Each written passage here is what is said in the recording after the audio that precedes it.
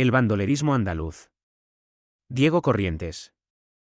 Sevilla fue, por sus dimensiones de gran urbe, fácil refugio para bandoleros y delincuentes. En todas las épocas, los hubo en la región andaluza, mientras la Sierra Morena, sin ferrocarriles, era una comarca selvática de apretado monte de encinas y chaparros.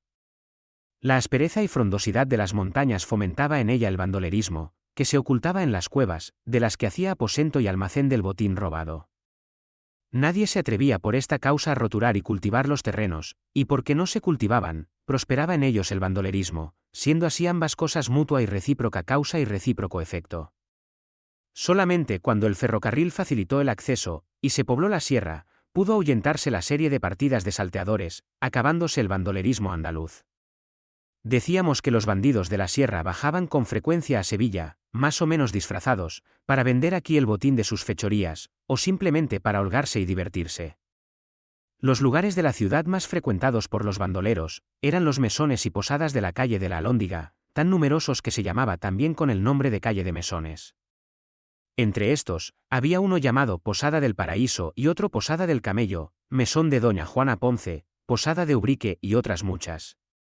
Elegían los bandidos las posadas de esta calle, porque su topografía permitía huir fácilmente caso de ser descubiertos.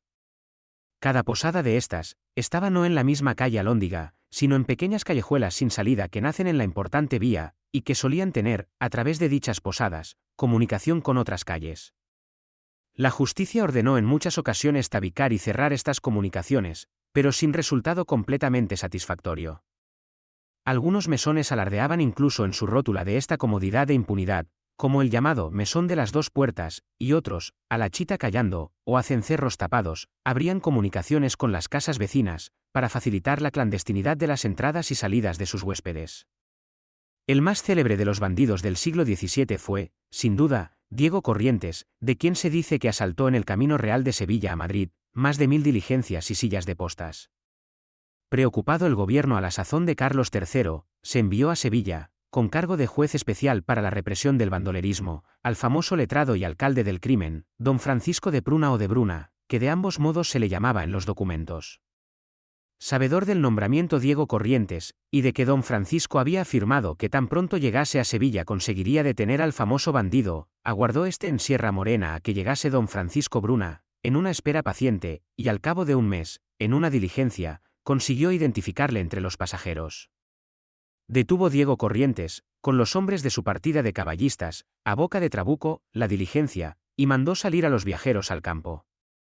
Y dirigiéndose a don Francisco Bruna, desde lo alto del caballo le dijo: Señor alcalde del crimen, me he enterado de que Usía presume de que será capaz de capturarme.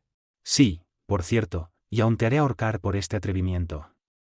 En ese caso, señor don Francisco, si Usía está dispuesto a hacerme ahorcar tendrá interés en conservar la vida para que le dé tiempo a hacerlo. Fuerza será que le deje ir a Sevilla para cumplir tan admirable propósito. El bandido ordenó a todos que volvieran a subir al coche, sin robarles nada, pues que se consideraba suficientemente satisfecho con la afrenta que había inferido al representante de la justicia. Desde entonces, se entabló una terrible lucha entre el juez de los criminal de Sevilla y el jefe de los bandoleros andaluces, pues don Francisco Bruna mandaba día tras día escuadrones de fuerza pública a la sierra, para que acabasen con los bandoleros, pero Diego Corrientes se escurría por entre las breñas y encinares, sin que jamás se le pudiera capturar. Echó don Francisco Bruna un pregón, en el que se prometía 100 onzas de oro a quien presentase vivo o muerto a Diego Corrientes, y se distribuyó impreso por todos los pueblos de Andalucía. Una noche llamaron a la puerta de la casa de la calle Caballerizas, en que vivía don Francisco Bruna, a quien asistía una vieja criada. Abrió ésta un ventanillo del portón y preguntó quién era y qué quería. Dígale al señor juez que vengo a darle noticias de donde se encuentra el bandido Diego Corrientes. Comunicó la vieja a don Francisco Bruna, que ya estaba acostado, lo que le decían, y el juez ordenó que abriese la puerta e introdujera hasta su habitación a la persona que llamaba. Entró un hombre embozado, y ya en presencia del juez se soltó el embozo de la capa, y abriendo ésta dejó ver un trabuco que apuntaba directamente a la cabeza del alcalde del crimen. A la luz de las bujías puestas sobre la mesa, reconoció don Francisco a Diego Corrientes.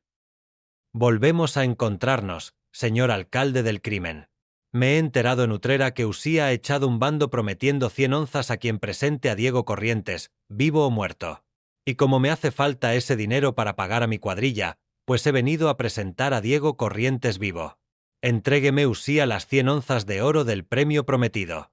Tuvo don Francisco Bruna, ante el poderoso razonamiento del trabuco, que sacar de la gaveta las 100 monedas peluconas, contarlas, meterlas en una bolsa y ponerlas en la mano izquierda de Diego Corrientes, que no soltaba de la derecha el gatillo de la terrible arma. Y a continuación, Diego Corrientes dijo: Si Usía es capaz de amarrarme, ya me tiene preso. Pero tenga cuidado, no se acerque mucho, no se me vaya a disparar este naranjero que traigo cargado de postas de la de matar lobos. Y viendo que don Francisco no se atrevía a acercarse, concluyó: Está visto que Usía no quiere detenerme. Entonces, entiendo que me da por libre. Y riendo de la burla, escapó Diego Corrientes a toda velocidad, llevándose consigo las 100 onzas de oro, y para cuando don Francisco Bruna pudo salir a la calle dando voces de auxilio, ya estaba Diego Corrientes a uña de caballo por la carretera de Carmona, habiendo pasado la puerta de la muralla, que sus hombres habían conseguido abrir dominando con las armas a los guardas que la custodiaban. Aniquilada su partida en 1781, Diego Corrientes huyó a Portugal, pero allí fue apresado y traído a España. Diego Corrientes fue ajusticiado en la plaza de San Francisco, y su cadáver se descuartizó según costumbre, enviando un cuarto a cada una de las provincias de Jaén, Córdoba y Huelva, donde había hecho sus principales fechorías. Para acabar con el bandolerismo, poco después el rey Carlos III mandó poblar Sierra Morena, construyendo los pueblos de la Carolina, la Carlota, la Luisiana y otros. Nota sobre la historia de Diego Corrientes. Después de escrito este capítulo, hemos tenido la inmensa fortuna de encontrar un papel de finales del siglo XVII escrito por el erudito sevillano don Manuel de la Cruz y Ramírez de Mora y Valle, que dice textualmente: el día 30 de marzo de 1781 ahorcaron en la plaza de San Francisco a Diego Corrientes, natural de Utrera, por salteador de caminos, sin haber hecho ninguna muerte y resistencia a las justicias. Fue traído preso del Reino de Portugal el domingo 29 del mismo mes de marzo. Fue descuartizado y puestos los cuartos en los caminos públicos. Su cabeza se puso a la puerta de Osario, de donde a los pocos días fue llevada a enterrar en la bóveda de la iglesia de San Roque, extramuros de dicha puerta. Tras el hallazgo de este papel, y la indicación de que había sido depositado en la bóveda y no en un nicho como se creía anteriormente, el autor de este libro acudió a la iglesia de San Roque, donde precisamente en estas fechas se estaban realizando obras de limpieza de las bóvedas subterráneas, para dejarlas desocupadas de escombros y restos, a fin de hacer en ellas el párroco un local para reuniones de la juventud parroquial. En efecto, al hacerse la monda o limpieza de restos de la bóveda, apareció una calavera, en buen estado, sin cuerpo alguno, y que tenía clavado un garfio de hierro en lo alto del cráneo, como se solían colgar las cabezas de los ajusticiados en siglos pasados.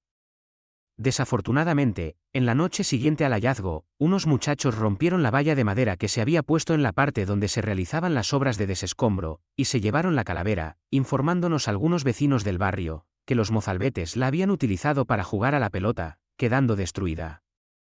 Así se perdió la única reliquia material que quedaba del famoso bandolero Diego Corrientes, protagonista de romances y héroe popular del último tercio del siglo XVIII.